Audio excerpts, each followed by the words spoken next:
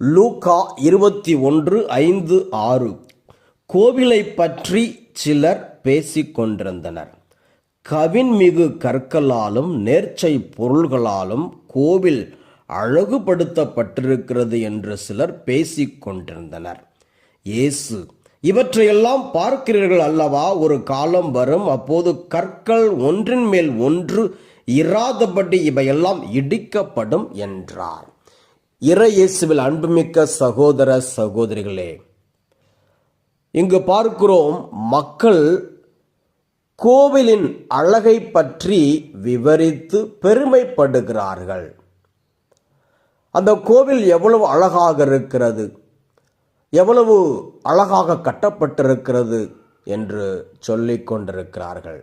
ஆனால் இயேசு சொல்லுகிறார், கற்கள் ஒன்றின் மேல் ஒன்று இராதபடி இவையெல்லாம் இடிக்கப்படும் என்று சொல்லுகிறார். ஒரு காலம் வரும், அப்பொழுது.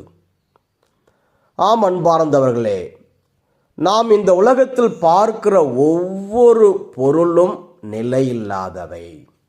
இந்த உலகம் நிலையானது அல்ல. உலகத்தில் இருக்கிற எதுவுமே, நாம் பார்க்கக்கூடிய எதுவுமே நிலையானது அல்ல.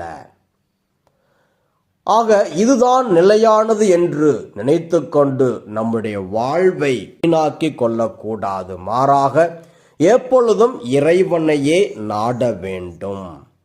யோபு பக்தன் இவ்வாறு சொல்லுகின்றார். யோபு 1:21, என் தாயின் கருப்பையினின்று பிறந்த மேனியனாய் நான் வந்தேன், அங்கே திரும்புகையில் பிறந்த மேனியனாய் நான் செல்வேன். ஆண்டவர் அளித்தார், ஆண்டவர் எடுத்துக்கொண்டார், ஆண்டவரது பெயர் போற்ற பெறுக.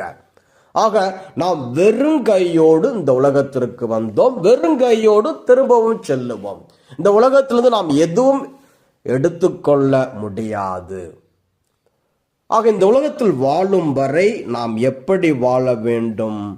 இறைவனையே பற்றி கொண்டு வாழ வேண்டும். We are in this world but we are not of the world. 1 யோவான் 2:15-17 வரை. உலகின் மீதும் அதில் உள்ளவை மீதும் அன்பு செலுத்தாதீர். அவ்வாறு அன்பு செலுத்துவோரிடம் தந்தையின் பால் அன்பு இராது. ஏனெனில் உலகு சார்ந்தவையான உடல் ஆசை, இச்சை நிறைந்த பார்வை, செல்வச் செருக்கு ஆகியவை தந்தையிடமிருந்து வருவன அல்ல, அவை உலகிலிருந்து வருபவை. உலகம் மறைந்து போகிறது, அதன் தீய நாட்டங்களும் மறைந்து போகின்றன. ஆனால் கடவுளின் திருவுளத்தை நிறைவேற்றுபவர் என்றுமே நிலைத்திருப்பார்.